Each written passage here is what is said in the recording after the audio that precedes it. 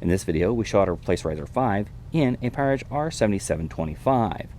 Before working inside your system, read through and follow the safety guidelines to protect your system from potential damage and ensure your personal safety.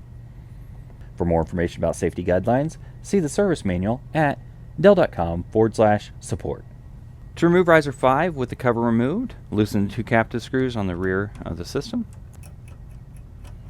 and pull back on the release latch and lift the riser out of the system. To install riser 5, align and lower it into the system and press down, and then tighten the two captive screws on the rear of the system. Okay. For more information or assistance about the PowerEdge R7725, visit dell.com/support.